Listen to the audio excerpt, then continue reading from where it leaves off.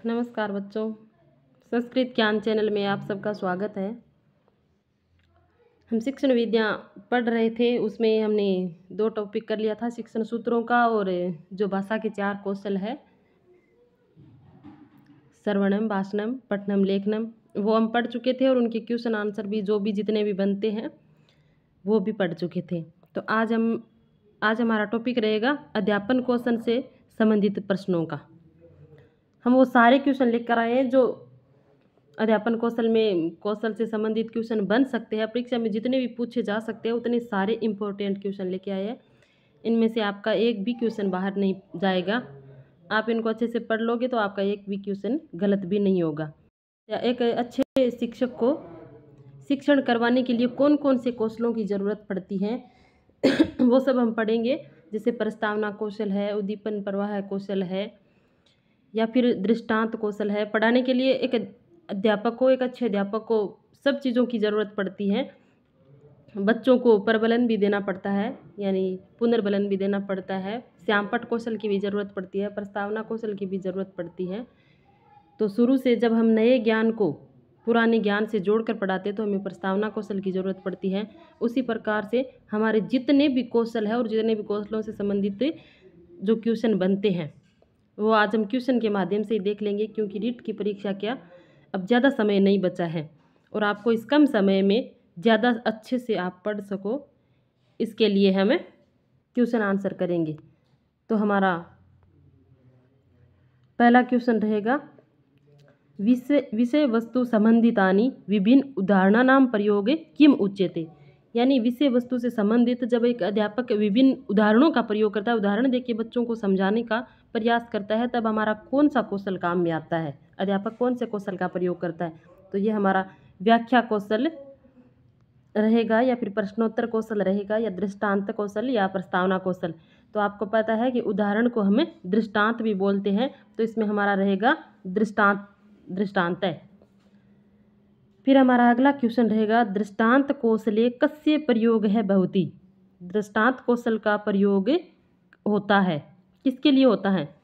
तो उदाहरण के लिए, उदाहरण से, प्रतिमान से, चित्र से, या फिर सर्वेक्षाम, इन सभी के द्वारा, उदाहरण के द्वारा भी दृष्टांत कौशल का प्रयोग होता है। प्रतिमानों का जब प्रयोग करते तब भी होता है, और चित्र का प्रयोग करके भी हम बच्चों को समझा सकते हैं। तो इन सभी का प्रयोग होता है, तो इसमें आएगा सर्वेक्षाम। फिर अगला हमारा क्वेश्चन रहेगा, दृष्टांत कौशल से महत्वम अस्ति। दृष्टांत कौशल का महत्व क्या है। तो यह है कि विचारणाम स्पष्टीकरणम भवति, छात्राः ज्ञानार्जनाय प्रेरिता भवन्ति, या फिर विद्यार्थी मूर्तात् अमूर्तम प्रतिगच्छति। यानी विचारों के स्पष्टीकरण के लिए, या फिर छात्रों के ज्ञान अर्जन के लिए, या विद्यार्थी जो मूर्त से अमूर्त की ओर जाते हैं, मूर्त वस्तु से अमूर्त वस्तुओं का ज्ञान प्राप्त करते हैं, इसके लिए होता है। तो इन सभी चीज़ों के लिए दृष्टांत कौशल का महत्व है। फिर अगला हमारा क्वेश्चन रहेगा, दृष्टांत कौशल से घटक न अस्ति। यानी दृष्टांत कौशल का घटक इसमें से नहीं है। तो ये सार्थक उदाहरण निर्माणम, उचित माध्यम प्रयोग है, अप्रासंगिक उदाहरणम, या फिर उपयुक्त विधि प्रयोग है। तो इसमें यह भी रहेगा, सार्थक उदाहरणों का निर्माण भी होता है दृष्टांत कौशल में, उचित माध्य का प्रयोग भी होता है, लेकिन अप्रासंगिक जो उदाहरण है उनका प्रयोग दृष्टांत कौशल में नहीं होता है। तो इसमें यह रहेगा अप्रासंगिक उदाहरण। फिर अगला हमारा क्वेश्चन रहेगा, दृष्टांत कौशल से प्रयोग्य स्यात्। कि दृष्टांत कौशल से प्रयोग्य स्यात्, दृष्टांत कौशल का प्रयोग होता है। तो पाठ योजना निर्माण समय एवं समुचित उदाहरणानां चयनम। यानी पाठ योजना के निर्माण के समय या फिर समुचित उदाहरण का चयन करने के लिए। फिर अगला है, उदाहरणानां कक्षायाम प्रभावी प्रस्तुतिकरण। कि उदाहरण के द्वारा कक्षा का प्रभावी प्रस्तुतिकरण, या फिर विषय वस्तुना स उदाहरणानां संबंध प्रदर्शियत। कि विषय वस्तु के साथ उदाहरणों का संबंध भी प्रकट करना। तो इसमें ये सभी रहेंगे। फिर अगला क्वेश्चन रहेगा, दृष्टांत कौशले प्रयुक्त साधना नाम मुख्य प्रकारा संति। कि दृष्टांत कौशल के प्रयुक्त साधनों में मुख्य प्रकार हैं। तो इसमें हमारे 2 रहेंगे, शाब्दिक और अशाब्दिक। दृष्टांत हम शाब्दिक रूप से भी उदाहरण प्रस्तुत कर सकते हैं, और अशाब्दिक रूप से भी, जैसे कि हमने कोई चार्ट के ऊपर कुछ बना लिया, या फिर कोई वस्तु के सामने बच्चों को उदाहरण प्रस्तुत कर दिया कुछ पढ़ाने के लिए। तो दृष्टांत कौशल में प्रयुक्त साधन कितने होते हैं कि हमने अभी देखा था कि दृष्टांते प्रयुक्त साधनानाम प्रकार न अस्ति कि दृष्टांत में न को छोड़ दो, इसमें ये रखो आपकी दृष्टांते प्रयुक्त साधनानाम प्रकार अस्ति कि दृष्टांत कौशल में प्रयुक्त जो साधन होते हैं वो कितने प्रकार के होते हैं, शाब्दिकम अशाब्दिकम, ये दोनों प्रकार है। तो उभे संति। अगला हमारा क्वेश्चन रहेगा दृष्टांत कौशले प्रयुक्तम शाब्दिकम साधनम न अस्ति कि दृष्टांत कौशल के लिए शाब्दिक साधन नहीं है। शाब्दिक साधन का मतलब है कि शब्दों का प्रयोग करना, जिसमें कुछ से लिखा हुआ हो उसका प्रयोग करना। तो दृष्टांत कौशल में शाब्दिक साधन ये है, कविता शाब्दिक साधन है, घटना का वर्णन कर रहे हैं हमें तो भी वो लिखा हुआ होगा। फिर कथा कथनम ये भी शाब्दिक होगा, लेकिन जो प्रायोगिक प्रदर्शनम है ये नहीं होगा, क्योंकि ये हम अशाब्दिक रूप से बच्चों को दिखाकर उदाहरण प्रकट कर रहे हैं। तो इसमें ये रहेगा प्रायोगिक प्रदर्शनम, ये अशाब्दिक में आएगा। फिर अगला क्वेश्चन रहेगा दृष्टांत कौशल से उपयोग विधि अस्ति कि दृष्टांत कौशल के लिए जो उपयोगी विधि है वो कौन सी है। तो आगमनम और निगमनम, आगमन और निगमन ये दोनों ही रहेगी, क्योंकि आगमन में मैंने आपको बताया था कि उदाहरण से नियम की ओर चलते हैं और निगमन में नियम से उदाहरण की ओर चलते हैं। तो बात तो एक ही हुई ना, इसमें दोनों में हो तो उदाहरण ही प्रस्तुत रहे हैं, तो दृष्टांत कौशल में इन दोनों का प्रयोग किया जाता है। फिर अगला क्वेश्चन रहेगा संप्रते विचार नियमान बोधगम्यम कर्तुम परस्पर संबंधित कर्मबद्ध सार्थक कथनानाम प्रयोग है किम उच्यते कि संप्रते के विचार नियम के लिए नियम को जानने के लिए हम जो परस्पर संबंधित कर्मबद्ध रूप से जो सार्थक कथन कहते हैं, यानी हमारा पाठ लगातार चल रहा है, हम जब पढ़ रहे हैं बच्चों को लगातार कोई अध्यापक पढ़ाता है, जैसे कोई गद्य का पाठ पढ़ा रहा है तो वो क्या कर रहा है, लगातार परस्पर संबंधित यानी कर्मबद्ध रूप से पढ़ा रहा है, तो वो उसकी व्याख्या कर रहा है। ये हमारे व्याख्यान कौशल में आएगा, तो इसका सही आंसर होगा व्याख्या। फिर अगला हमारा क्वेश्चन रहेगा व्याख्या कौशले प्रयुक्त कथनानि भवितुम शक्यते। तो इसमें कौन कौन से रहेंगे, वर्णनात्मकम, अर्थात्मकम, कारण ज्ञापनम कि वर्णों का और फिर अर्थ का या फिर कारण का, तो इन सब को ही ये सभी रहेगी व्याख्यान कौशल में, तो सर्वाणी। फिर अगला क्वेश्चन रहेगा व्याख्या भाषा भवितुम शक्यते यानी व्याख्या की भाषा कैसी होनी चाहिए। तो पाठ्य वस्तु ने भाषा, पाठ्य वस्तु के हिसाब से भाषा रही, या लेखक से भाषा, लेखक की भाषा, या अध्यापक से भाषा। तो इन सभी का महत्व रहता है कि पाठ्य वस्तु की जो भाषा है उसे भी यूज में लेते हैं, जो लेखक की भाषा है उसका भी प्रयोग होता है, और अध्यापक अपनी तरफ से भी बहुत सारे वर्णन कर सकता है व्याख्या के लिए। तो ये सभी रहेंगे। फिर हमारा अगला क्वेश्चन रहेगा व्याख्या कौशले प्रयुक्त व्यवहाराणाम प्रकारा सन्ति। व्याख्या कौशल के लिए जो प्रयुक्त व्यवहार है वो कितने प्रकार के होते हैं। तो व्याख्या कौशल के लिए दो व्यवहार होते हैं, यानी वांछित व्यवहार और अवांछित व्यवहार। फिर हमारा अगला क्वेश्चन यही है कि व्याख्या कौशले प्रयुक्त व्यवहार है दर्शित। व्याख्या कौशल में प्रयुक्त व्यवहार होते हैं तो दो प्रकार के मैंने अभी बताया था, वांछित व्यवहार और अवांछित व्यवहार, ये दोनों ही रहेंगे। पहले हम दृष्टांत कौशल पढ़ रहे थे, अब हमारा व्याख्या कौशल हो गया है। फिर अगला क्वेश्चन रहेगा व्याख्या कौशले वांछित व्यवहार अस्ति। व्याख्या कौशल में वांछित व्यवहार में क्या क्या होना चाहिए। वांछित व्यवहार में यह है कि उपयुक्त प्रारंभिकम निष्कर्ष कथना नाम प्रयोग है, व्याख्या सेतु नाम प्रयोग है, आवश्यक बिंदु नाम ऊपरी अवधानम। ये सभी हमारे वांछित व्यवहार के कारण है। उपयुक्त या प्रारंभिक निष्कर्ष कथन का प्रयोग होना चाहिए, व्याख्या में जो भी सेतु है, व्याख्या में जो जो लिखा हुआ उसका प्रयोग होना चाहिए, और आवश्यक बिंदुओं के ऊपर भी हमारा ज्ञान जाना चाहिए, हमारा ध्यान जाना चाहिए। तो ये सभी रहेंगे वांछित व्यवहार में। फिर अगला क्वेश्चन रहेगा संयोजन शब्दानाम प्रयोग है कुत्र भवति, कि संयोजन शब्दों का प्रयोग कहाँ पर होता है। तो ये हमारा व्याख्यान में होता है। व्याख्यान संयोजन का मतलब होता है जोड़ना, जुड़े हुए शब्दों का प्रयोग एक साथ कहाँ पर होता है, तो व्याख्या में। फिर अगला क्वेश्चन रहेगा हमारा व्याख्या कौशले भवेत, कि व्याख्या कौशल है वो कैसा होना चाहिए। तो निरर्थक कथना नाम प्रयोग है कि व्याख्या कौशल में निरर्थक शब्दों का प्रयोग होना चाहिए, तो नहीं, शुद्ध स्पष्ट भाषा का प्रयोग होना चाहिए, या फिर प्रवाहिकताया अभाव, प्रवाहिकता का अभाव होना चाहिए, या फिर कथनेषु निरंतरताया अभाव की व्याख्या कौशल में यह नहीं होना चाहिए। क्या नहीं होना चाहिए? यानी निरर्थक कथनों का प्रयोग नहीं करना चाहिए और प्रवाहिकता का अभाव नहीं होना चाहिए। व्याख्या कौशल अगर चल रहा है तो वो लगातार चलना चाहिए, और कथनों की निरंतरता का अभाव नहीं होना चाहिए। कथन है वो निरंतर चलने चाहिए। तो इसलिए हमारा ये सही होगा कि शुद्ध और स्पष्ट भाषा का प्रयोग व्याख्या कौशल में होना चाहिए। अगला क्वेश्चन रहेगा, व्याख्या कौशले अवांछित व्यवहार अस्ति, कि व्याख्या कौशल में अवांछित व्यवहार कैसा होता है, कौन कौन से कारण होते हैं? तो अनुपयुक्त शब्दावली का प्रयोग अवांछित व्यवहार में ही होता है। असंगत कथनों का प्रयोग, अवरोध रहित भाषण से न्यूनता, की अवरोध रहित भाषणों की अगर अल्पता है, न्यूनता है, कम है, तो ये सभी है वो अवांछित व्यवहार के प्रयोग है। अगर अवरोध रहित भाषण अधिक होता तो वो हमारे वांछित व्यवहार में आ जाते, और उपयुक्त शब्दावली का प्रयोग होता तो भी वांछित व्यवहार में आते, और संगत कथनों का प्रयोग होता तो हमारे वांछित व्यवहार के अंदर आते। तो इसलिए ये सारे ही है वो अवांछित व्यवहार के उदाहरण हैं। फिर अगला क्वेश्चन रहेगा, व्याख्या कौशले अवधेया अंशा सन्ति, कि व्याख्या कौशल में व्याख्या कौशल के अंग है, क्या क्या होना चाहिए? सरल भाषा होनी चाहिए व्याख्या की, क्रमबद्ध विचार होने चाहिए कि लगातार चलने वाले विचार होना चाहिए। व्याख्या का मतलब ही यही है कि लगातार हम बोले जा रहे हैं, लगातार हमारी भाषा का प्रयोग हो रहा है, लेकिन वो भाषा भी सरल होनी चाहिए, बच्चों को समझ में आनी चाहिए। व्याख्या पाठ से उद्देश्यानुसारम जटिला दीर्घा लघवी च भवेत, व्याख्या पाठ का जो उद्देश्य है वो जटिल हो, दीर्घ हो या लघवी हो, तो ये सभी होने चाहिए। कभी कभी जटिल भी हो सकते हैं, कभी दीर्घ यानी बड़े भी हो सकते हैं, कभी छोटे भी हो सकते हैं। तो ये ये सभी होते हैं, सभी अंश व्याख्या कौशल में होते हैं।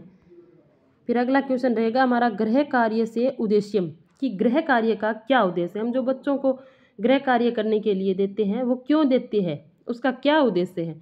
तो इसका ये श्रृंखला शिक्षण, की श्रृंखलाबद्ध शिक्षण चलता रहे लगातार, या फिर पठनम पढ़ते भी अभिप्रेरणम, कि जो पढ़ा हुआ है उसका ज्ञान हो जाए, या फिर स्वाध्यायम पढ़ते अभिप्रेरणम, कि स्वयं पढ़ने की जो लालसा वो बच्चों में चलती रहे, लेखनम पढ़ते अभिप्रेरणम, कि लिखने का ज्ञान हो।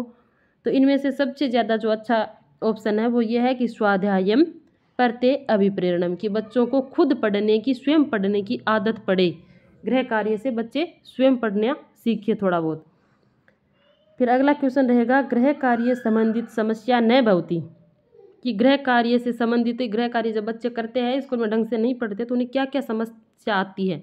इनमें एक ऐसा ऑप्शन है जिसमें गृह कार्य से संबंधित है वो समस्या नहीं है। तो ये पाठ से बोधन अभाव, यानी पाठ के जानने का अभाव रहता है, उनमें शारीरिक निर्बलता होती है, या फिर अनुसंधानात्मक प्रश्नानाम अभाव रहता है, जो खोजकर प्रश्न निकाले जाते हैं उनमें बच्चों में अभाव रहता है, वो स्कूल में होते हैं तब पूछ लेते हैं अपने शिक्षक से, या फिर अंतर्निहित शक्ति प्रबलता, या अंतर्निहित शक्ति की प्रबलता रहती है, कि इनमें ये कोई बात नहीं है कि अंतर्निहित शक्ति की उनमें ज़्यादा जागरूकता रहती है, ये नहीं रहती है, शारीरिक निर्बलता होती है। उस टाइम बच्चा पढ़ने में कम रुचि लेता है, अकेला बैठा होता है तो, और पाठ के ज्ञान का भी अभाव रहता है।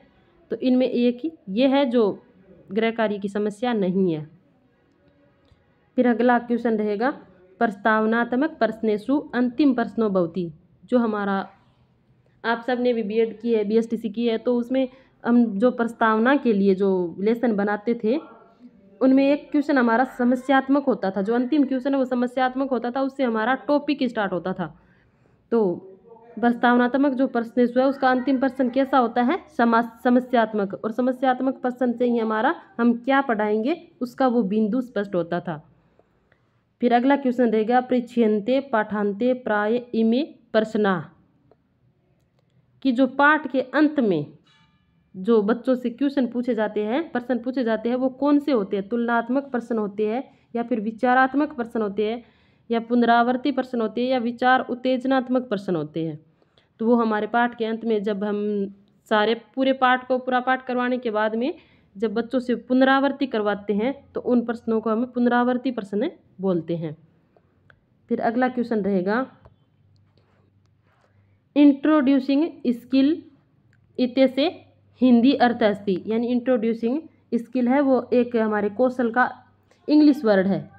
इंग्लिश वर्ड है, इसका हिंदी अर्थ क्या है? तो इसका हिंदी अर्थ है कौशलम है, या पर्सन करणम है, या प्रस्तावनात्मक कौशलम है, या फिर प्रस्तावना कौशलम है। तो प्रस्तावना कौशल नहीं है, इसका ये रहेगा प्रस्तावनात्मकम कौशलम, इसका पूरा नाम है ये रहेगा। आपके इन कौशलों के इंग्लिश वर्डों के हिंदी वर्ड भी पूछ सकते हैं, या फिर हिंदी के इंग्लिश वर्ड भी पूछ लेते हैं, तो आप इनको अच्छे से अध्ययन कर लीजिएगा। फिर अगला हमारा क्वेश्चन रहेगा प्रस्तावनात्मक कौशल से अपर नाम किम, कि प्रस्तावनात्मक जो कौशल है उसका दूसरा नाम क्या है? तो प्रश्नोत्तर कौशलम है, या फिर अन्वेषण प्रदान कौशलम है, या विनाश प्रेरण कौशलम है, या किमपि नहीं, या कोई भी नहीं है। तो प्रस्तावना को हमें जो हमारी प्रस्तावना होती है, प्रस्तावनात्मकम जो कौशल है उसका एक नाम है विन्यास प्रेरण कौशल भी है।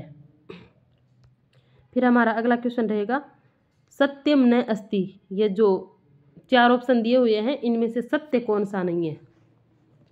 इसमें एक छात्राणाम अर्जित ज्ञानस्य परीक्षणार्थम प्रश्ना क्रियन्ते, यानी छात्रों का जो अर्जित ज्ञान है वो परीक्षण के समय उनसे प्रश्न किए जा सकते हैं। तो हाँ, प्रश्न करणेन अध्यापन त्रुटि अभिज्ञातुम न शक्यन्ते, कि प्रश्न करते समय अध्यापन की त्रुटियों का ज्ञान नहीं होता, तो ऐसा नहीं है। प्रश्न द्वारा छात्राणाम विभिन्न बौद्धिक शक्ति नाम विकास शक्यते, जब छात्र है वो विभिन्न प्रकार के क्वेश्चन करते हैं तो उनमें विभिन्न बौद्धिक शक्तियों का विकास होता है। फिर अगला है पठित सामग्री कियन मात्रिया विद्यार्थी ने स्मृति पथे अस्ति कियद अधिगता चेति परीक्षणम प्रश्ने क्रियते, कि पाठ्य सामग्री के प्रयोग से विद्यार्थी है वो उनकी जो स्मृति है वो अच्छी चलती है, परीक्षणम उस समय वो प्रश्न भी कर सकते हैं, तो ये भी सही है। लेकिन ये जरूरी नहीं है कि प्रश्न करने से उनके अध्यापन की त्रुटियों का ज्ञान हो जाएगा, ऐसा इसमें कुछ भी नहीं है। अगला क्वेश्चन रहेगा प्रस्तावना प्रश्नानाम मूल आधारो वर्तते, प्रस्तावना के जो हम प्रश्न करते हैं उसका मूल आधार क्या है? उसका मूल आधार यही है कि हमें छात्र को पूर्व ज्ञान से जोड़ना। प्रस्तावना का मूल उद्देश्य भी यही रहता है कि पूर्व ज्ञान प्राप्ति है, कि छात्रों के हमारे पूर्व ज्ञान से संबंधित हम उनको नवीन ज्ञान के साथ जोड़ सकें। गृह कार्य से प्रमुखम उद्देश्यम, कि गृह कार्य का प्रमुख उद्देश्य क्या है? तो हमने पहले भी पढ़ा था कि अधीतस्य पाठ से स्थिरीकरणम, प्रमुख उद्देश्य है कि जो पढ़ा हुआ पाठ है उनका स्थायीकरण होना। फिर अगला हमारा क्वेश्चन रहेगा शीर्षक प्रकटनम अत्र प्रश्नेषु, मैंने आपको पहले भी बताया था कि हम जब हमारा बच्चों से सबसे पहले हम जब प्रस्तावना प्रश्न करते हैं तो उसका अंतिम जो क्वेश्चन होता है वो समस्यात्मक होता है, और उस समस्यात्मक क्वेश्चन से ही हमारे टॉपिक की शुरुआत होती है। तो शीर्षक प्रकट होता है तो वो हमारे रहेगा प्रस्तावना प्रश्नेषु। अगला क्वेश्चन रहेगा अयम कश्चन अधिगम उपाय, यानी हम किस प्रकार से अधिगम के उपाय खोज सकते हैं बच्चों के ज्ञान से, या फिर उनके अनुकरण से, या फिर लेखनम से, या फिर अभिरुचि से, कि बच्चों की रुचि के अनुसार हमें जो अधिगम है हमारा, हम जो शिक्षण करवाते हैं उसके उपाय खोजने चाहिए। फिर हमारा अगला क्वेश्चन रहेगा कीदृशा संस्कृत शिक्षकाः शिक्षणे असफला भवति, कि किस प्रकार के संस्कृत के जो शिक्षक है वो अपने शिक्षण करवाने में असफल होते हैं। ये अप्रशिक्षिता ये संस्कृत भाषा न अवगच्छन्ति, ये संस्कृत व्याकरणम सरलीकृत्य पाठ्यामः एतै उपाय प्रभाव उत्पादयाम। तो ये रहेगा ये अप्रशिक्षिता, जो अप्रशिक्षित होते हैं, जिनको प्रशिक्षण नहीं करते, वो संस्कृत के शिक्षण में असफल होते हैं। फिर हमारा अगला क्वेश्चन रहेगा छात्राणाम समस्या निवारणे शिक्षक मुख्य रूपेण किम प्रदर्शयेयुः, कि छात्रों की समस्या के निवारण के लिए शिक्षक मुख्य रूप से क्या करता है? ज्ञान का प्रयोग करता है, या दक्षता का प्रयोग करता है, या कौशलों का प्रयोग करता है, या किमपि नहीं, या फिर कुछ भी नहीं करता है। तो छात्रों की समस्या के निवारण के लिए एक अध्यापक है वो विभिन्न प्रकार के कौशलों के माध्यम से अध्यापन करवाता है। फिर हमारा अगला क्वेश्चन रहेगा स्व विचारान बोधगम्यान कर्तुम शिक्षक है, कि अपने विचारों के बोध के लिए, अपने विचारों को जानने के लिए एक शिक्षक है वो क्या करता है। तो विभिन्न प्रश्नाम नाम परिच्छेद की विभिन्न प्रकार के प्रश्न पूछता है, या उदाहरण दृष्टांत आदि कम अनुसरित, या उदाहरण और दृष्टांत आदि का अनुसरण करता है, या वरिष्ठ छात्रे वाचियत, या जो बड़े छात्र हैं उनसे बातें करता है, या कठिन शब्दान अवलंब्यम पाठयत, या कठिन शब्दों का जो ज्ञान है वो कराता है। तो इनमें सबसे ज़्यादा सही लग रहा है कि अपने विचारों को जानने के लिए एक शिक्षक है वो उदाहरण और दृष्टांत आदि का अनुसरण करता है। फिर अगला क्वेश्चन रहेगा, यदि कक्षायां कश्चित छात्र उत्तरं वक्तुं समर्थो न भवति तदा अध्यापकः किं कुर्यात्। कि यदि कक्षा में कोई छात्र है ऐसा जो उत्तर को देने में असमर्थ है, वो उत्तर नहीं दे पाता है, तो एक अध्यापक को क्या करना चाहिए।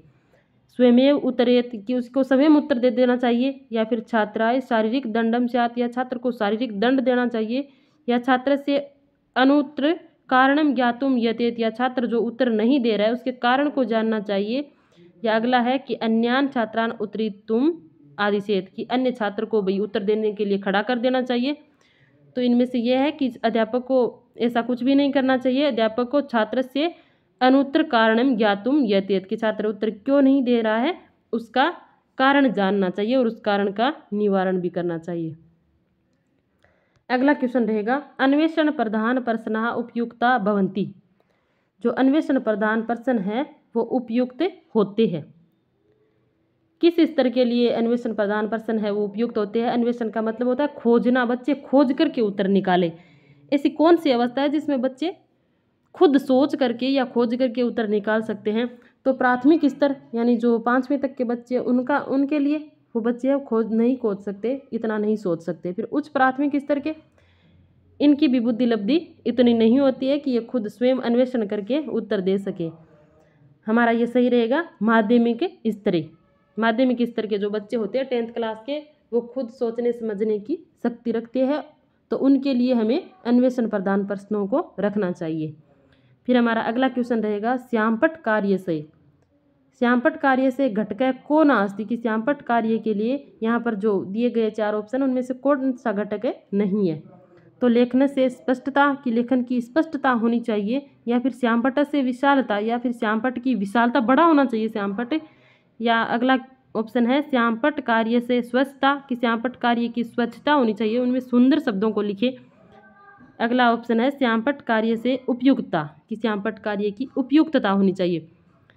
ये तो सही रहेंगे कि श्यामपट्ट की स्पष्टता भी होनी चाहिए, श्यामपट्ट कार्य की स्वच्छता भी होनी चाहिए। जो लिख रहा है वो स्वच्छ लिखे, पीछे वाले बच्चे को भी अच्छे से दिखाई दे ऐसा लिखे, या फिर श्यामपट्ट कार्य की उपयुक्तता। ये तीनों सही है, लेकिन श्यामपट्ट से विशालता ये कोई ज़रूरी नहीं है। ऐसा कहीं भी नहीं लिखा है कि श्यामपट्ट विशाल होना चाहिए, बड़ा होना चाहिए, कोई ज़रूरी नहीं है। फिर अगला क्वेश्चन रहेगा, संस्कृत शिक्षणे प्रस्तावनाया मूल आधारो वर्तते। कि संस्कृत के शिक्षण में, या फिर कोई भी शिक्षण रहे, संस्कृत का रहे, इंग्लिश का रहे, या फिर हिंदी का रहे, उर्दू का रहे, पंजाबी का रहे, तो उनमें प्रस्तावना का मूल आधार क्या है। प्रस्तावना का मूल आधार हमने देखा कि पूर्व ज्ञान की प्राप्ति ही मूल आधार है, क्योंकि हम बच्चे को पूर्व ज्ञान के आधार पर ही नवीन ज्ञान को जोड़ते हैं। स्कूलों में जो हमारा पाठ्यक्रम है वो भी इसी आधार पर चलता है। जैसे संस्कृत में कक्षा 6 की जो संस्कृत की बुक होती है वो होती है रुचिरा प्रथमो भागे। उसी प्रकार जो 7वीं की है वो रुचिरा द्वितीय भाग है, यानी पहली वाली रुचिरा से ही उनको सेकंड में जोड़ रहे हैं। उसी प्रकार 8वीं तक ये रहता है, रुचिरा ही चलती है। तो इनको पूर्व ज्ञान से, बच्चों को पूर्व ज्ञान से नवीन ज्ञान से जोड़ने का प्रयास होता है। तो हमारी प्रस्तावना का जो मूल आधार है वो पूर्व ज्ञान की प्राप्ति होता है। अगला क्वेश्चन रहेगा, प्राथमिक स्तरे प्रस्तावनायाः कृते उपयुक्तो विधि अस्ति। कि प्राथमिक स्तर तक प्रस्तावना के लिए उपयुक्त विधि कौन सी होती है। कि छोटे जो बच्चे हैं उनके लिए हमें प्रस्तावना को, यानी बच्चों को किस ज्ञान से हम जोड़ें, तो उनको नवीन ज्ञान से जोड़ने के लिए हमें कथा विधि, बच्चों को कहानियाँ सुनानी चाहिए। जो इंटरेस्टिंग कहानियाँ होती है बच्चे बड़े ध्यान से सुनते हैं और उनको याद भी रखते हैं। तो पाठ्यक्रम से संबंधित में लेना चाहिए और उसमें कथा विधि उपयुक्त रहती है। फिर अगला क्वेश्चन रहेगा, श्यामपट्ट प्रश्न लेखन समय श्यामपट्टो भवेत। कि श्यामपट्ट प्रश्न लेखन के समय श्यामपट्ट होना चाहिए। अध्यापक के किस तरफ श्यामपट्ट होना चाहिए। कि अध्यापक से वाम पार्श्वे या वाम पार्श्वे, या फिर अध्यापक से दक्षिण पार्श्वे, या फिर अध्यापक से पुरस्तात्, अध्यापक के सामने या कुत्रापि भवेत्, या फिर कहीं पर भी होना चाहिए कि अध्यापक के दाहिने भाग में होना चाहिए, या अध्यापक के बाईं तरफ होना चाहिए, या अध्यापक के सामने होना चाहिए श्यामपट्ट। तो इसमें नियम तो यही कहता है कि अध्यापक से दक्षिण पार्श्व में होना चाहिए, और अध्यापक को श्यामपट्ट पर लिखते समय 45 डिग्री के कोण पर खड़ा होकर लिखना चाहिए। फिर अगला हमारा क्वेश्चन रहेगा कि पाठ योजना या जनक है प्रवर्तको वा, कि पाठ योजना का जनक और प्रवर्तक कौन है? तो ये है हर्बर्ट महोदय। फिर अगला क्वेश्चन रहेगा पाठ योजना आविर्भाव इति, पाठ योजना है और पाठ योजना का विकास कहाँ से हुआ है? तो ये हमने शुरू में ही पढ़ा था कि जो गेस्टाल्ट मनोविज्ञान है उनसे हमारी पाठ योजना की शुरुआत हुई है। गेस्टाल्ट जो मनोवैज्ञानिक थे 3 थे, वर्दीमर, कोहलर, कोपका।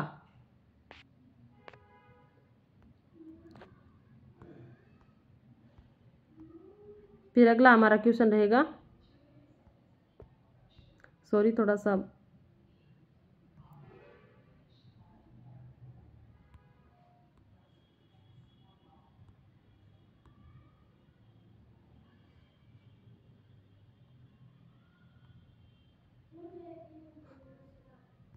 हम श्यामपट्ट कौशल के बारे में पढ़ रहे थे कि श्यामपट्ट पर लिखने के लिए कैसा होना चाहिए। तो हर्बर्ट से यानी पाठ योजना प्रारूपे हर्बर्टेन मूल रूपे कति सोपान प्रतिपादिता, कि पाठ योजना के प्रारूप के लिए हर्बर्ट ने कितने मूल रूप से सोपान दिए थे? तो हर्बर्ट ने 4 दिए थे। फिर हर्बर्ट से व्यवस्थापदम तस्य शिष्य के नामना प्रतिपादितवान, कि हर्बर्ट का जो शिष्य था उसने जो व्यवस्था पद है हर्बर्ट के द्वारा व्यवस्था पद दिया हुआ था, उसमें शिष्य ने क्या नाम दिया? तो उनमें चेंज किया था सामान्यीकरणम। फिर अगला हमारा क्वेश्चन रहेगा निम्नांकितेषु सत्य कथनम अस्ति, यहाँ पर जो दिए गए हैं वो सत्य कथन कौन सा है? तो अतिशोभनम इति सकारात्मक मौखिक प्रबलनम अस्ति, कि अतिशोभनम है ये जो कथन है वो सकारात्मक मौखिक पुनर्बलन है, ये सकारात्मक है। अतिशोभनम जब हम बच्चे को खड़े करके प्रश्न पूछते हैं तो उनसे यही कहते हैं कि अतिशोभनम, या बहुत अच्छा, आपने बहुत अच्छा किया, आपको प्रयास करना चाहिए, आप आगे बहुत और भी अच्छा कर सकते हैं। तो ये क्या है? सकारात्मक पुनर्बलन है।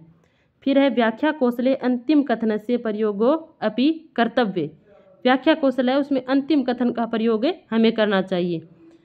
फिर है पूरक प्रश्नाः एवं अन्वेषण प्रधान प्रश्ना भवन्ति, कि बच्चों से पूरक प्रश्न और जो अन्वेषण प्रधान प्रश्न है वो भी पूछ लेने चाहिए। या फिर है कि एसु को अपि न, यहाँ पर कोई भी कथन है वो जो असत्य नहीं है। इसमें यही है कि निम्नांकितेषु असत्य कथनम अस्ति, तो यहाँ पर कोई भी कथन है वो असत्य नहीं है, सभी सत्य हैं। फिर हमारा अगला क्वेश्चन रहेगा श्यामपट्ट लेखन कौशल से घटक ना अस्ति, श्यामपट्ट लेखन का जो कौशल में जो घटक होते हैं वो यहाँ पर नहीं है। एक कथन है जो गलत है, यानी शब्दानाम मध्य समुचित स्थानम, कि शब्दों के मध्य में समुचित स्थान छोड़ना चाहिए, या पंक्ति नाम मध्य समुचित स्थान, पंक्तियों के मध्य भी समुचित स्थान छोड़ना चाहिए, स्पेस छोड़ना चाहिए। यहाँ पर अक्षराणाम उपयुक्त आकार, अक्षरों का उपयुक्त आकार होना चाहिए, ना अधिक छोटे हो और ना अधिक बड़े हो, मीडियम प्रकार के हम वर्ण लिखे ताकि पीछे वाले बच्चे को भी अच्छे से दिख सके। फिर रुचिकर युक्ति नाम प्रयोग है, ये रुचिकर युक्तियों का प्रयोग कोई ज़रूर नहीं है श्यामपट्ट पर लिखने के लिए। फिर हमारा अगला क्वेश्चन रहेगा कस्मिन कौशले अंतिम प्रश्न समस्यात्मक भवति, कि किस कौशल में अंतिम प्रश्न है वो समस्यात्मक होता है? तो ये हमारे प्रस्तावना कौशल में रहता है। फिर हमारा अगला क्वेश्चन रहेगा छात्रेषु मुख्य रूपेण जिज्ञासा उत्पाद्यते, कि छात्रों में मुख्य रूप से जिज्ञासा उत्पन्न होती है। किस कौशल में जिज्ञासा उत्पन्न होती है? तो उद्दीपन परिवर्तन कौशल में रहती है, या फिर उत्प्रेरण उपक्रमेण में रहती है, या फिर व्याख्या कौशल में रहती है, या श्यामपट्ट कौशल में रहती है। तो छात्रों को जिज्ञासा के लिए हमारा एक ही कौशल है, वो है उद्दीपन परिवर्तन कौशल। फिर हमारा अगला क्वेश्चन रहेगा संयोजन शब्दानाम अधिक प्रयोग भवति, कि संयोजन जो शब्द है, जुड़े हुए जो शब्द है, वाक्य है, वो किस में अधिक प्रयोग किए जाते हैं? तो ये हमने पहले भी देखा था व्याख्या कौशल में। फिर अगला क्वेश्चन रहेगा पाठ योजनायाम पूर्व ज्ञान से तात्पर्यम अस्ति, कि पाठ योजना में पूर्व ज्ञान का तात्पर्य क्या है? तो ये हमने पहले भी बताया था कि बच्चे को पूर्व कक्षा का ज्ञान है वो अवश्य होना चाहिए, यानी बच्चा अगर 7वीं पढ़ रहा है तो उसको 6ठी क्लास का ज्ञान होना ही होना चाहिए। अगला क्वेश्चन रहेगा अध्यापन कौशल से प्रश्नानाम भेदो अस्ति। अध्यापन कौशल के प्रश्नों का जो भेद है वो है कैसा है, कौन कौन से प्रश्न है अध्यापक है वो पढ़ाते समय पूछ सकता है। तो प्रस्तावना कौशल ये तो होता ही होता है, पाठ के शुरू में ही बच्चों से हम प्रस्तावना के क्वेश्चन करते हैं ताकि बच्चे को कल का पढ़ा हुआ याद है या नहीं है, हर अध्यापक पूछता है। फिर अन्वेषण प्रदान कौशल करते हैं हम। फिर श्यामपट्ट कौशल, श्यामपट्ट प्रश्न श्यामपट्ट पर लिखवाते हैं पढ़ाते हैं। तब प्रश्नोत्तर कौशल प्रश्न या फिर प्रवाह कौशल प्रश्ना तो एते सर्वे, ये सभी के सभी जो प्रश्न है या फिर कौशल है वो अध्यापक है वो पढ़ाते समय प्रयोग करते हैं। फिर अगला क्वेश्चन रहेगा प्रस्तावनात्मक कौशल से प्रविधि अस्ति। प्रस्तावनात्मक जो कौशल है उसके लिए कौन सी प्रविधि है, तो कथा प्रविधि है। हमने देखा था छोटे बच्चों को नवीन ज्ञान से जोड़ने के लिए हम कथा प्रविधि का प्रयोग करते हैं। चित्र प्रविधि भी है, चित्र से जोड़कर भी हम बच्चे को पहले वाले ज्ञान के बारे में पूछ सकते हैं। या प्रदर्शन प्रविधि भी होती है, रेखा चित्र प्रविधि भी होती है, तो ये सभी होती हैं। अगला क्वेश्चन रहेगा प्राथमिक स्तरे प्रस्तावनाया कृते उपयुक्तो विधि अस्ति। कि प्राथमिक स्तर के लिए प्रस्तावना के लिए उपयुक्त विधि कौन सी है, तो कथा विधि। फिर हमारा अगला क्वेश्चन रहता है अध्यापक से घनिष्ठम मित्रम भवति। कि अध्यापक का घनिष्ठ मित्र कौन होता है। कक्षा में एक अध्यापक जब पढ़ाने चाहता है तो उसका घनिष्ठ मित्र छात्र होता है या फिर सुधाखंड होता है या पत्नी होती है या फिर श्यामपट्ट होता है। तो छात्र कोई घनिष्ठ मित्र हो जरूरी नहीं है, हाँ हो सकते हैं लेकिन जरूरी नहीं है। सुधाखंड यानी चौंक मित्र हो या फिर पत्नी हो नहीं। यानी एक अध्यापक का सबसे सच्चा और अच्छा मित्र जो होता है पढ़ाने के लिए वो होता है श्यामपट्ट। जिस अध्यापक को श्यामपट्ट पर अच्छा पढ़ाना आता है वही एक अच्छा अध्यापक सिद्ध हो सकता है। फिर अगला क्वेश्चन रहेगा शिक्षक से योग्यता या प्रतिबिंबो भवति। कि शिक्षक की योग्यता का प्रतिबिंब क्या होता है, तो उसका प्रतिबिंब क्या होता है, यही होता है श्यामपट्ट लेखन कौशलम। श्यामपट्ट अगर श्यामपट्ट पर अच्छे से पढ़ा लेता है कोई शिक्षक तो वही उसकी योग्यता का आधार होता है, उसका प्रतिबिंब होता है। फिर अगला क्वेश्चन है काव्यम नाटकम इतिहासम इत्यादि नाम पाठने के प्रश्न उपयोगिनो भवन्ति। कि काव्य पढ़ाने के लिए, नाटक पढ़ाने के लिए, इतिहास पढ़ाने के लिए इत्यादि का जो पाठ है उनके प्रश्न करने के लिए क्या उपयोगी है। तो पुनरावर्ती प्रश्नाः या फिर अवबोध प्रश्नाः, विचारात्मक प्रश्नाः या तुलनात्मक प्रश्नाः, तो ये होंगे हमारे तुलनात्मक प्रश्नाः। फिर अगला क्वेश्चन रहेगा श्यामपट्ट कार्य से उपयुक्ता कथम भवेत। कि श्यामपट्ट कार्य की उपयुक्ता कैसे होती है, तो पाठ से प्रमुख बिंदु है श्यामपट्टे लेखनियाँ। यानी पाठ के जो प्रमुख बिंदु है, प्रमुख जो कठिन शब्द है उनको समझाने के लिए या फिर कोई संधि समास आ गया उनको अच्छे से समझाने के लिए श्यामपट्ट पर लेखन करना चाहिए। अगला क्वेश्चन रहेगा हमारा प्रश्नानाम उद्देश्यम किम नास्ति। कि प्रश्नों का उद्देश्य नहीं है। तो ये रहेगा अध्यापक से प्रश्न कौशल से विकास है। कि अध्यापक के प्रश्न कौशल का विकास हो या फिर छात्र अध्यापक सहभागिता या वर्धनम। कि छात्र और अध्यापक के मध्य सामंजस्य हो, इनमें सहभागिता बढ़े। या फिर छात्रा नाम पूर्व ज्ञान से परिचय। कि छात्रों के पूर्व ज्ञान के लिए अध्यापक को प्रश्न करना चाहिए, ये प्रश्नों का उद्देश्य होना चाहिए। तो छात्रा नाम उद्दीपनम, या छात्रों को उद्दीपन प्रदान करना चाहिए। उद्दीपन यानी उनको पुनर्बलन के लिए। तो ये सभी सही बैठ रहे हैं, लेकिन अध्यापक से प्रश्न कौशल से विकास है। कि प्रश्न कौशल से प्रश्नों का उद्देश्य ये कदापि नहीं है कि अध्यापक के प्रश्न कौशल का विकास हो रहा है, तो इसमें ये गलत है। फिर अगला क्वेश्चन रहेगा पाठ योजना या मुख्यतया आधारभूत सोपानानि कति। कि पाठ योजना बनाते समय हमें कितने आधारभूत सोपान वो काम में लेते हैं, तो वो कितने हैं, वो रहेंगे हमारे 5 जो हर्बर्ट महोदय ने दिए थे। फिर अगला क्वेश्चन रहेगा हर्बर्ट पंचपदा उचित कर्मो अस्ति। हर्बर्ट ने जो 5 पाठ योजना के जो 5 कर्म बताए थे वो किस प्रकार से है, कर्म से उनका बताइए। तो वो प्रस्तावना, विषयोपस्थापन, तुलना, सामान्यीकरण, प्रयोग है। या फिर प्रस्तावना, सामान्यीकरण, विषयोपस्थानम, तुलना, प्रयोग है। या फिर प्रस्तावना, विषयोपस्थानम, सामान्यीकरणम, तुलना, प्रयोग है। या फिर प्रस्तावना, विषयोपस्थानम, सामान्यीकरणम, प्रयोग है, तुलना। तो इनमें हमारा रहेगा ये सही रहेगा। यानी सबसे पहले अध्यापक है वो प्रस्तावना कौशल का प्रयोग करेगा। ये तो आप याद ही रखना, सबसे पहले क्या करेंगे, हमें बच्चों को नवीन पूर्व ज्ञान से जोड़ेंगे। तो उसके लिए हम प्रस्तावना कौशल का प्रयोग करेंगे। फिर विषयो उपस्थानम, हम जो क्या पढ़ा रहे हैं उस टॉपिक को प्रकट करने के लिए हमें लेंगे विषयो उपस्थानम। फिर तुलना, फिर सामान्यीकरणम, फिर प्रयोग है, इनका ध्यान रखना आप। फिर अगला क्वेश्चन रहेगा हर्बर्टीय पंचपद्याम प्रस्तावना कर्तुम शक्यते, कि हर्बर्टीय पंचपद्याम प्रस्तावना कर्तुम शक्यते। तो अंतःकथा का करें या उदाहरण चित्र का लेकर करें या प्रश्नों के माध्यम से, तो इनमें प्रस्तावना वो सभी से हो रही है। फिर अगला क्वेश्चन रहेगा छात्राणाम अधिगमे सौविध्यम कल्पयितुम संपन्नानाम क्रियाणाम अध्यापन व्यवहाराणाम व संबंध उपक्रम एवं शिक्षणम इति अध्यापन कौशल से परिभाषा कस्य, कि ये परिभाषा है वो किसने दी। तो ये परिभाषा किसने दी है, तो ये परिभाषा दी है हमारे डॉक्टर B.K. पासी महोदय ने। फिर हमारा अगला क्वेश्चन रहेगा अध्यापन कौशल से वैशिष्ट्यम न अस्ति, अध्यापन कौशल का वैशिष्ट्य नहीं है।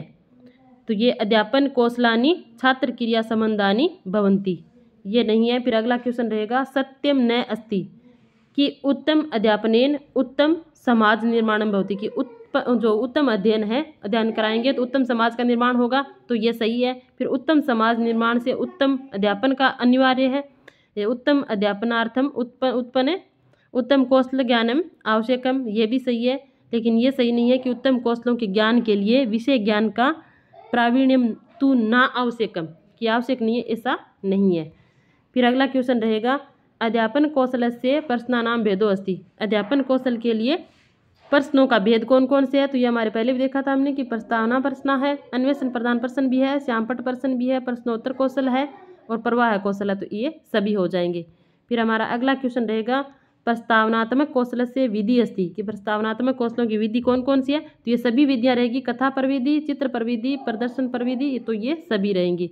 फिर हमारा अगला क्वेश्चन रहेगा प्रस्तावना कौशल से विशेषता अस्ति, कि प्रस्तावना कौशल की विशेषता क्या है। तो अध्यापकेषु उत्साहो जागरूकता च उत्पद्यते, छात्राणाम अवधानस्य रुचि जागरणं भवति, यथार्थ विद्या विस्तारो भवति, तो ये सभी सही होंगे। फिर हमारा अगला क्वेश्चन रहेगा कीदृशाः प्रश्नाः अधीतपूर्वशानां पुनः स्मरणाय उपयुज्यन्ते, कि जो कैसे प्रश्न हैं उनसे हम पूर्व ज्ञान को याद कर लेते हैं, तो ये स्मृति प्रश्न, यानी स्मृति के माध्यम से हम पूर्व ज्ञान के जो पहले के जो प्रश्न हैं उनको याद कर लेते हैं। फिर अगला क्वेश्चन रहेगा न केवलम सुधाखंडस्य प्रयोगार्थम श्यामपट्टः एकः साधनम अपितु पाठ प्रबोधनाम एतत् एकम विशिष्ट साधनम अस्ति, यानी न केवल सुधाखंड का प्रयोग के लिए श्यामपट्ट उपयोगी होता है, बल्कि पाठ को बढ़ाने के लिए, आगे पढ़ाने के लिए भी इसकी विशिष्ट महत्व है। तो ऐसा किसने कहा था, ऐसा कहा था एलेक्स केनेडी महोदय ने। फिर अगला क्वेश्चन रहेगा श्यामपट्टे लिख्यमान प्रश्न भवेयु, कि श्यामपट्ट पर लिखे हुए प्रश्न कैसे होना चाहिए, शुद्ध होने चाहिए, स्पष्ट होने चाहिए, आकर्षक होने चाहिए, तो ये सभी होने चाहिए। अगला क्वेश्चन रहेगा श्यामपट्ट प्रश्नानाम संबंधे सत्यम न अस्ति, कि श्यामपट्ट प्रश्नों के लिए सत्य नहीं है। तो क्या सत्य नहीं है, श्यामपट्टे लिख्यमान प्रश्न आरंभे उच्चारणीय, कि श्यामपट्ट को लिखते समय जो प्रश्न हम जो लिख रहे हैं उनको साथ साथ बोलना चाहिए, तो ये सही है। फिर है श्यामपट्टे प्रश्न लेखन समय मध्य मध्य छात्रे भी अपि अवधानम दातव्य, यानी श्यामपट्ट पर जो भी हम लिख रहे हैं तो ऐसा नहीं होना चाहिए कि हम सीधा श्यामपट्ट पर लिखते ही जा रहे, बच्चों की तरफ ध्यान नहीं है, ऐसा नहीं होना चाहिए। तो बच्चों पर भी ध्यान देना चाहिए। श्यामपट्ट सर्वदा छात्रे मार्जनीय, नहीं, ऐसा कोई ज़रूरी नहीं है कि श्यामपट्ट सदैव वो छात्र साफ करेगा, नहीं, तो ये गलत रहेगा इसमें। और अगला है हमारा ऑप्शन कि आवश्यकतायाम सत्याम श्यामपट्टस्यो उपयोगार्थम छात्रेभ्यः अवसरो देय, कि आवश्यकता पड़ने पर छात्र को भी श्यामपट्ट पर लिखने का अवसर देना चाहिए, तो ये भी सही है।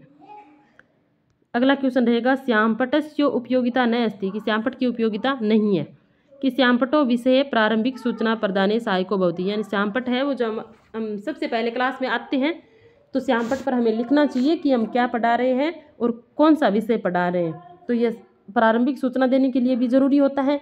श्यामपट्ट सारांश लेखन के लिए भी सहायक होता है, ये भी सही है।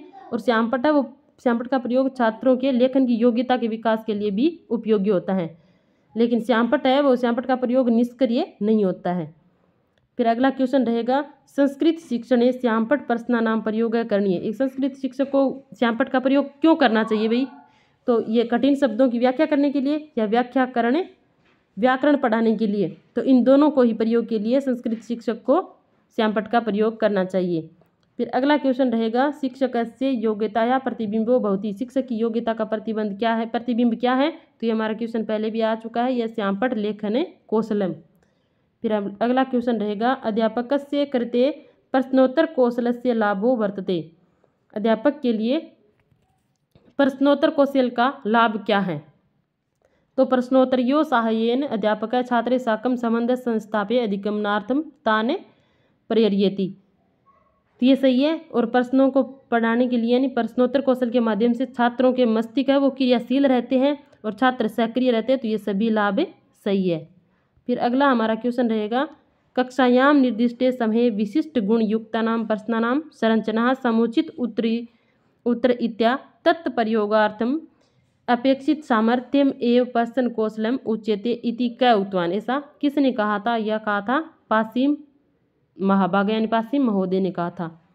फिर अगला क्वेश्चन रहेगा प्रश्न करणे अवधेय अंशो न अस्ति, प्रश्न करने के लिए क्या कौन सा अंश नहीं होना चाहिए, तो अवान्तर प्रश्न एकस्मिन् प्रश्ने एव है कि अवान्तर बिना काम के प्रश्न नहीं पूछने चाहिए। फिर अगला क्वेश्चन रहेगा प्रश्न कौशल से तत्व वर्तते, प्रश्न कौशल का तत्व क्या होता है, तो प्रश्न का प्रस्तुतिकरण, अधिक सूचना प्राप्ति होनी चाहिए और पुनर्निर्देश से विधि होनी चाहिए, समीक्षात्मक विधि भी लेनी चाहिए काम में, तो एतानि सर्वाणि तत्वानि। अगला क्वेश्चन रहेगा उत्तर निष्कासने अवधेय अंशो वर्तते, तो यह है कि उत्तर जानन अपि छात्र उत्तरम दातु क्लेशम अनुभवति च इति अध्यापकेन प्रश्नस्य भाषा शैली च परिवर्ते पुनः प्रष्टव्यम, कि अगर छात्र है वो उत्तर को नहीं जान पाया, उत्तर प्रश्न का उत्तर नहीं दे पा रहा है, तो अध्यापक को क्या करना चाहिए कि उसको अच्छी दूसरी भाषा के द्वारा या फिर कुछ अलग से पूछना चाहिए ताकि बच्चा समझ सके और उत्तर दे सके। फिर प्रश्नोत्तर कौशले उत्तर निष्कासने अयम अंशो न अवधेयम, यहाँ प्रश्नोत्तर कौशल में जो उत्तर का निष्कासन होता है यहाँ पर कौन सा अंश है जो नहीं है, अशुद्धम अपूर्णम च उत्तरम स्वीकार्यम, नहीं अशुद्ध और अपूर्ण जो उत्तर है वो नहीं देना चाहिए। और बाकी सारी सही है कि अध्यापकेन हास्य पद उत्तराणी अपेक्षाणी, कि अध्यापक को हास्य पद उत्तर का उपेक्षा करनी चाहिए। ये प्रश्नानाम गुणम अनुगुणम उत्तरम स्यात्, छात्रों उत्तरस्यावृत्ति शिक्षकेण न कर्तव्या, तो ये नहीं है, लेकिन छात्रों को अशुद्ध और अपूर्ण उत्तर है वो नहीं देने चाहिए। पाठ्यमान विषय अवगाहन अनंतरम सूक्ष्म तत्व ज्ञानार्थम एते प्रश्ना क्रियते, कि यानी पाठ के विषय में जानने के लिए क्या करना चाहिए, तो विचारात्मक प्रश्न करने चाहिए। फिर अगला क्वेश्चन रहेगा सर्वेषां शिक्षण कौशलानाम केंद्र बिंदु अस्ति, कि सभी शिक्षण कौशलों में केंद्र बिंदु क्या है, सभी शिक्षणों में हमारा प्रस्तावना जो कौशल है वो सबका केंद्र बिंदु है। अगला क्वेश्चन रहेगा अन्वेषण प्रधान प्रश्नानाम मुख्य घटको अस्ति, कि अन्वेषण प्रधान कौशल में मुख्य घटक क्या है, तो विस्तृत सूचना प्राप्ति, संकेत प्रदान या फिर पुनः केंद्रीयकरण या अनुबोधनम या समीक्षात्मक अभिज्ञता वृद्धि, तो ये सभी घटक होने चाहिए, यानी विस्तृत सूचना भी प्राप्त होनी चाहिए। बच्चों को उत्तर खोजने के लिए हम क्या क्या दे सकते हैं, हम अगर बच्चे क्वेश्चन आंसर नहीं बता रहे हैं तो हमें उसको संकेत प्रदान करने चाहिए, पुनः केंद्रीकरण की तरफ ले जाना चाहिए, उन्हें बोध कराना चाहिए कि ये उत्तर हो सकता है, अलग से पूछना चाहिए, तो ये सारे घटक सही होंगे। फिर अगला क्वेश्चन रहेगा यदि विद्यार्थी कस्यचित प्रश्न से उत्तरम न जाना ही तर्हि अध्यापकेन किम कर्तव्यम, उसे संकेत प्रदान करने चाहिए, कि यानी विद्यार्थी किसी प्रश्न का उत्तर नहीं जान पा रहा है तो उसे संकेत प्रदान करके पूछना चाहिए। फिर अगला क्वेश्चन रहेगा अन्वेषण प्रदान प्रश्न उपागमस्य प्रवर्तक क, कि अन्वेषण प्रदान जो प्रश्नोत्तर कौशल है उनकी खोज किसने की थी, ये की थी J.S. ब्रूनर महोदय ने। फिर अगला क्वेश्चन रहेगा अन्वेषण प्रधान प्रश्न सुभवती, अन्वेषण प्रधान प्रश्न है वो कैसे होने चाहिए, तो तथ्यानाम व्याख्या, तथ्यों की व्याख्या करने के लिए या स्वतंत्र चिंतन करने के लिए या छात्राणाम क्रियाशील रहने के लिए, तो एतत् सर्वम, ये सभी होने चाहिए। फिर अगला क्वेश्चन रहेगा अन्वेषण प्रधान प्रश्नानाम लाभो वर्तते, कि अन्वेषण प्रधान जो प्रश्न है उनका लाभ क्या होता है, ये सृजनात्मक चिंतन को प्रकट करते हैं, अभिव्यक्ति का अवसर देते हैं, विश्लेषण संश्लेषण का विकास होता है, तो एते सर्वे लाभा भवन्ति, ये सभी लाभ होते हैं। अन्वेषण प्रधान प्रश्नानां विषय सत्यम न अस्ति, यहाँ पर सत्य नहीं है। तो अस्मिन् कौशले छात्राणां चिंतनात्मक शक्ति विकासो भवति, तो यह सही है। शिक्षार्थी नवीन ज्ञान अन्वेषणेन सह संचित ज्ञानस्य अपि प्रत्यय स्मरणं करोति, तो यह भी सही है। समस्या अन्वेषणं विद्यार्थिनः स्वयं कुर्वन्ति, कि समस्या का अन्वेषण है वो विद्यार्थी स्वयं करता है, यह भी सही है। अस्मिन् कौशले चिंतन शक्ति बोधगम्यतयो कृते अवसरो दीयते, कि इस कौशल में चिंतन शक्ति की जानने का भी विकास मिलता है, यानी अवसर मिलता है। फिर ये सही नहीं है कि अस्मिन् कौशले कंठस्थीकरणस्य उपरि बलम दीयते, इसमें यानी रटने के लिए या कंठस्थीकरण पर बल नहीं दिया जाता, इसमें चीज़ों को खोजने के ऊपर भी ज़्यादा बल दिया जाता है। अन्वेषण प्रधान कौशल से अपर नाम किम, कि अन्वेषण प्रधान जो कौशल है उसका दूसरा नाम क्या है, तो इसका दूसरा नाम रहेगा प्रवाह कौशलम। अगला क्वेश्चन रहेगा अध्यापन कौशल विषय असत्य कथनम किम, अध्यापन कौशल के विषय में असत्य कथन कौन सा। एतत् शिक्षण क्रिया भी संबंधितम अस्ति, ये शिक्षण क्रिया से संबंधित होती है, ये सही है। एतत् कक्षायाम अंतः क्रिया से संबंधित होती है, ये भी सही है। एतत् छात्राणां शिक्षणे सहायता करोति, ये भी सही है। लेकिन एतत् शिक्षके जन्मजातम एव भवति, ये सही नहीं है कि ये शिक्षक का जन्मजात, शिक्षक के पास जन्मजात रूप से होता है, तो ये नहीं है। कोई ज़रूरी नहीं है कि जन्म लेते ही वो शिक्षक बनेगा।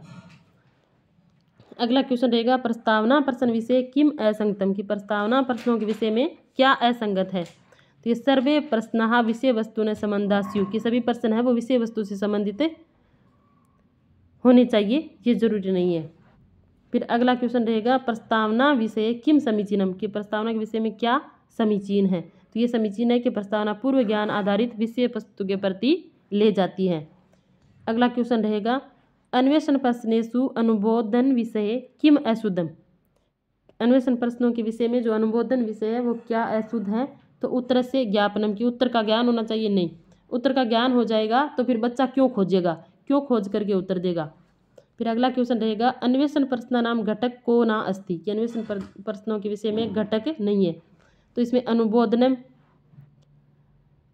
अतिरिक्त सूचना प्राप्ति होती है, पुनः केंद्रणम पुनः केंद्र की तरफ जाते हैं और पुनर्निर्देशन की तरफ जाते हैं, समीक्षात्मक जागरूकता या वृद्धि होती है। लेकिन उत्तर से अन्वेषणम, कि उत्तर को खोजते हैं। फिर अगला क्वेश्चन रहेगा अन्वेषण प्रश्नेषु पुनः केंद्रणम कदा क्रियते, यदि अन्वेषण प्रश्न है उनमें छात्र को पुनः केंद्र की तरफ कब ले जाया जाता है। तो यह है कि यदा छात्र सुसंगत उत्तरम ददाति, जब छात्र है वो सुसंगत सही उत्तर दे देता है तब उन्हें वापस केंद्र की तरफ ले जाया जाता है और उनसे दूसरा सवाल पूछा जाता है। अगला क्वेश्चन रहेगा अन्वेषण प्रश्नेषु पुनः निर्देशनम कदा क्रियते, अन्वेषण प्रश्नों में पुनः निर्देशन कब दिया जाता है। तो यह है कि यदा छात्र आंशिकम अपूर्णम अशुद्धम व उत्तरम ददाति, पुनः निर्देशन तब दिया जाता है जब छात्र वो छोटा सा या अपूर्ण यानी जो आधा उत्तर देता है, अशुद्ध उत्तर देता है, तब उसे पुनः निर्देशन दिया जाता है कि इस प्रकार से आप उत्तर दोगे तो सही होगा। श्यामपट्ट कार्य से उपयुक्तता कथम भवेत्, श्यामपट्ट कार्य की उपयुक्तता कब होती है। तो श्यामपट्ट कार्य की उपयोगिता होती है पाठस्य प्रमुख बिंदु श्यामपट्टे लेखनिया। फिर अगला क्वेश्चन रहेगा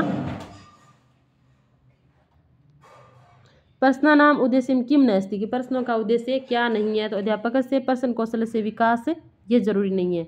फिर अगला क्वेश्चन रहेगा प्रश्नोत्तर कौशले प्रश्नानाम घटक को नास्ति, तो संक्षिप्तता अनुपयुक्तता क्रमबद्धता प्रासंगिकता, यानी संक्षिप्तता होनी चाहिए, छोटे प्रश्न होने चाहिए, उनमें प्रश्नों में क्रमबद्धता होनी चाहिए, प्रासंगिकता भी होनी चाहिए, लेकिन अनुपयुक्त नहीं होनी चाहिए।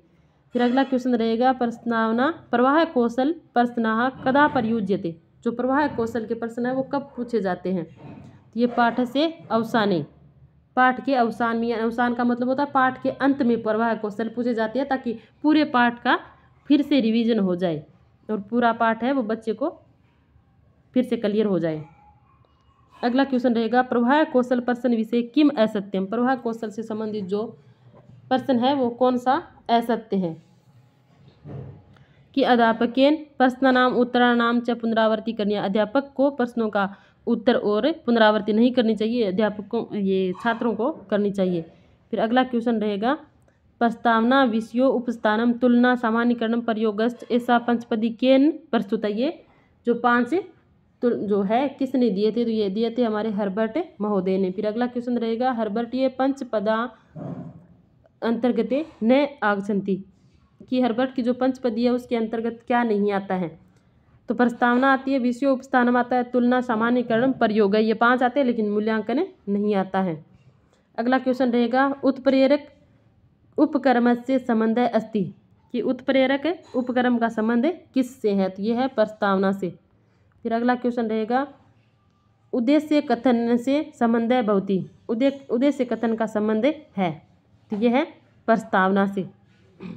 प्रस्तावना के पश्चात ही हम उद्देश्य कथन प्रकट करते हैं कि आज हमें ये पढ़ेंगे।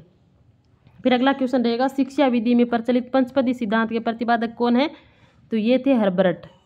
फिर अगला क्वेश्चन रहेगा, हर्बर्ट के 4 सोपानों में इस सोपान को 2 भागों में बांटा गया, कौन सा सोपान है जो हर्बर्ट के शिष्य ने उसका 2 भाग किया था, तो वो है स्पष्टता। फिर अगला क्वेश्चन रहेगा, स्पष्टता का प्रथम सोपान के 2 भेद कौन कौन से हैं, तो यह प्रस्तावना और प्रस्तुतिकरण। हर्बर्ट ने स्पष्टता एक सोपान दिया था, उसके शिष्य ने उनको 2 भागों में बांटकर प्रस्तावना और प्रस्तुतिकरण कर दिया था। हर्बर्ट ये पंचपदी सिद्धांत में यह नहीं है, क्या नहीं है, तो प्रस्तावना है, तुलना है, विषय उपस्थानम है, लेकिन प्रश्नावली नहीं है। फिर अगला क्वेश्चन रहेगा, सामान्यकरण एवं प्रयोग, यह शिक्षण विधि इसमें होता है, तो ये पंचपदी विधि में होता है। सामान्यकरण और प्रयोग हर्बर्ट की पंचपदी के सोपान है। यह हमारे आज के पाठ योजना से संबंधित है। जो अध्यापक एक अच्छा अध्यापक है वो अधिगम करवाने के लिए क्या क्या कौन कौन से कौशलों का प्रयोग करता है, इसके हमने सारे क्वेश्चन देख लिए। इसमें से अगर आपने ये सारे क्वेश्चन को अच्छे से पढ़ा होगा या पढ़ लेंगे तो आपका एक भी क्वेश्चन गलत नहीं होगा, तो आप अच्छे से पढ़ लीजिएगा। ये हम शिक्षण विधियाँ कर रहे हैं, कल हमें दूसरा टॉपिक लेके आएंगे एक, और तब तक के लिए आप अच्छे से पढ़िएगा और सीखिएगा। इन प्रश्नों के माध्यम से अपने ज्ञान को बढ़ाइए। और आप सबका बहुत बहुत धन्यवाद।